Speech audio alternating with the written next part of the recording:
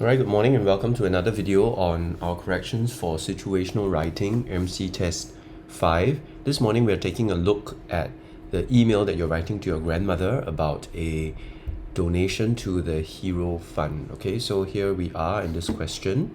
Let me just very quickly bring you to the task. Okay, always begin by looking at the task, and in it you notice that our context, audience and purpose are always found. Okay, so let me just go ahead and let's go and identify our context, our audience and our purpose, right? The easiest is to look at the audience. All right, so in this case your grandmother is the audience. Your purpose is to tell her about the Hero Fund and why you decided to donate to it. Okay, so this is my purpose, and of course my context is an email. And if I look at my audience, my grandmother, okay, I can tell immediately that my context is going to be an informal email,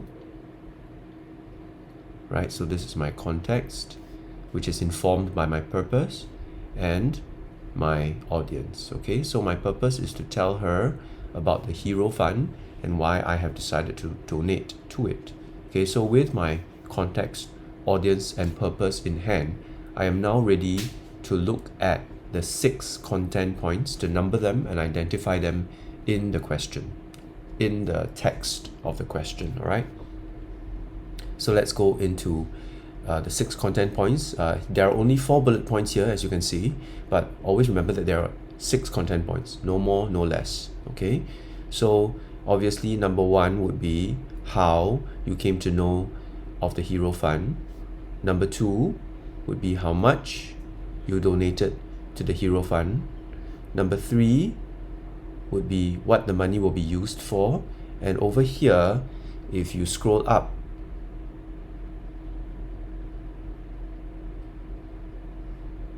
okay, you will notice that the fund is being used for a number of different purposes, and we're going to identify these purposes, right? So what is the fund being used for, right? So it is to provide education to orphans in Southeast Asia.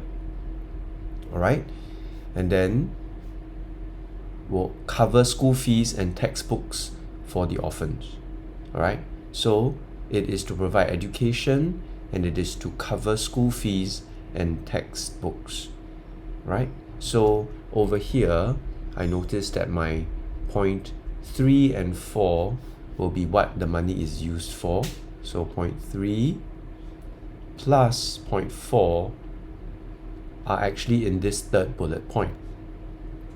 And why do you think it is a good idea to support the Hero Fund? All right, if we go back up here, why is it a good idea to support the Hero Fund? Okay, again, there are more than one reason. There is more than one reason why it is a good idea. Okay, so I'm going to go ahead and mark 5 and 6, and then later you can see how I get the 5th and the 6th point. Okay, so let's recap. How you came to know about the Hero Fund, or who told you about it, is point number 1. How much you donated to the fund is point number 2. What the money will be used for is point number 3 and 4. Why you think it is a good idea to support the Hero Fund is point number 5 and point number 6. All right, so with this in hand, let's go and identify all the key information that we're looking for in the text itself. Right, so number 1 is very interesting. How did you come to know about the fund? Right, there is actually nothing in this text here that tells you how you came to know about the fund. Now, some of you may point to this section here and say you received this note from Heart Mission after you donated to the Hero Fund. But remember, this is who told you about the fund. This is before you knew about the fund, not after you donated to the fund. So there is actually an open-ended point here. You can come up with your answer to number 1. So I'm just going to go ahead and write that maybe my best friend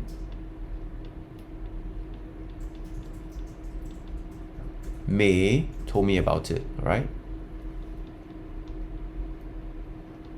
So I'm going to include this as a point from me into my email and not from the text. Point number 2, how much you donated to the fund. Okay, you received this note from Heart Mission after you donated to the Hero Fund. Now, does it say here anywhere how much you donated? Again, very interesting. No. So I'm going to have to come up with a fund amount that I donated. So over here, I'm going to just go with $50. Okay, so I donated $50, and it's important to be very specific with the amount, because this is what the point is asking you for, how much you donated. So be specific. Don't just say I donated some money. Say I donated $50, $100, $150, $200, all right? So the amount must be specific, and if possible, also realistic, okay? Because you're a student, I don't think you can donate that large an amount, okay? Next one, what the money will be used for. Now, this is finally where we can get some information from the text, okay? So like I mentioned earlier, let's go ahead and highlight points number 3 and 4, all right? So provide education to orphans in Southeast Asia. This is what the money is used for, right? So I'm going to go ahead and mark point number 3 here.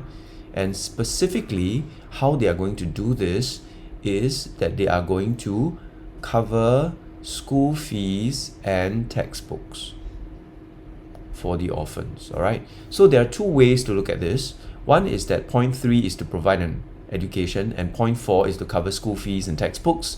Another way is to see school fees as point 3 and textbooks as point 4. Both are fine, but it is important to provide a big picture. The big picture is to provide an education, right? That's what your fund is being used for. That's what your money is being used for. Then specifically, it is being used to cover their school fees and textbooks. So this is the better answer and the better arrangement of your points, okay? So let's move on to point number 5 and 6. Right, point number 5 and 6 is a little bit more tricky. They're asking you why you think it's a good idea, okay? Why you think it's a good idea to support the Hero Fund, meaning what is so good about the Hero Fund, okay? What does it do, and how does it help? Okay, so over here is the first point, all right? It is the fact that it has reached out to over 10,000 needy orphans, okay? So this is point number 5.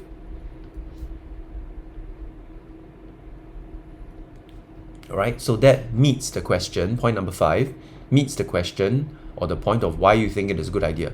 Why is it a good idea? Because they've already reached out to over 10,000 needy orphans. And the other idea is that over here, this is a little bit tricky. You need to kind of rephrase it. It says here that at the end of the email that we are grateful for your continuous support for our work. And this, of course, actually means that the Hero Fund needs continuous support in order to function, right? So it can't be a one-off donation. It can't just be one person donating at one time. We all need to keep supporting it for it to continue to do its good work, all right? So this is the 6th point about why you think it is a good idea to support this fund, because you need to keep it going, right? It needs to continue reaching out to orphans and helping them with their education. So there we have it, the 6 content points, and we are now ready to start writing our email, all right? So remember, it is to grandma, and there is no specific date attached to this email. So I'm going to go ahead and write today's date, right? And I'm going to begin my email, okay? Right, so over here, let's get started.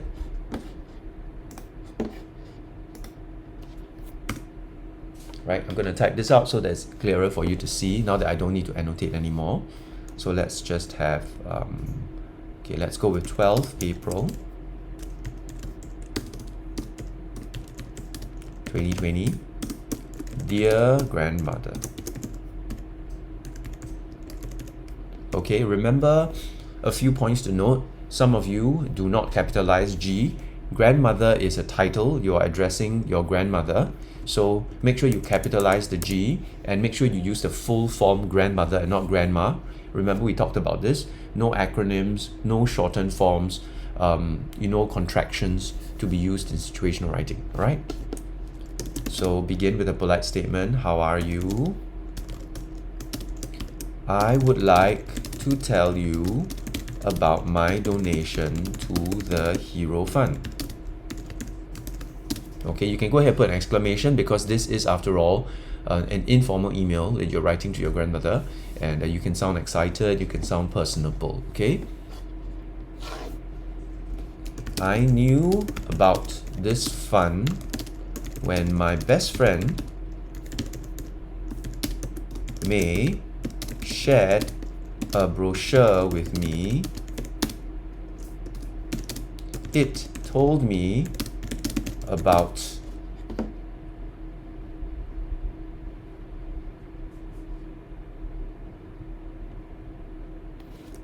HERO, which stands for helping to educate and raising orphans and raise orphans, right? Helping to educate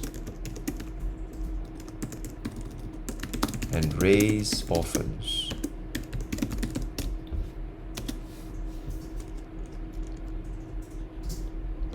I was extremely interested in helping this fund.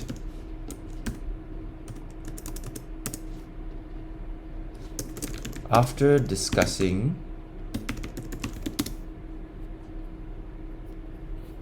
with mother and father, again, remember I'm referring to my parents, so capital M and capital F, right? After discussing with mother and father, I decided to donate $50 from my savings.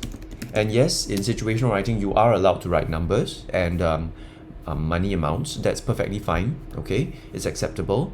And here, notice that I didn't just put in the point about how much I donated. I explained that I discussed with my family. And this is important because you're writing as a student to your grandmother, so you want to be in character, right? So you wouldn't typically be able to donate such a large sum unless you first discussed it with your parents. So using these pointers, I'm able to link and contextualize my points to make it more realistic. Okay, so that's point number one, inserted in together with my polite phrase and my purpose statement. Okay, so how are you is my polite phrase. I would like to tell you about, this is my purpose statement.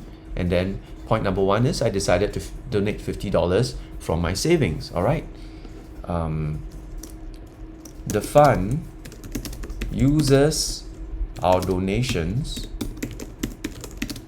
Okay, so this is where I'm going to insert point 3 and 4, what the money is used for. So the fund uses our donations to provide education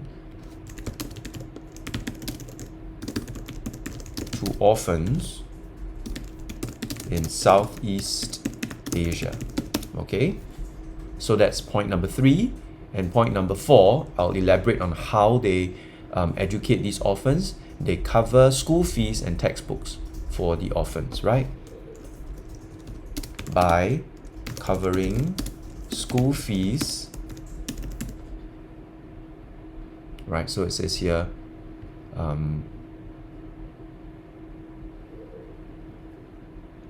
and textbooks for these orphans. All right, so that's point 3 and 4. And then I can actually go into my point 5 and 6, actually in the same paragraph before ending with an end purpose statement to grandmother. All right, so I have my starting purpose and I have my ending purpose. But let's go into points 5 and 6. Right, I think it is a good idea to support the Hero Fund. And here I'm just copying the stem of point, in the 4th bulleted point. I don't need to risk it. I can just follow what they give to me.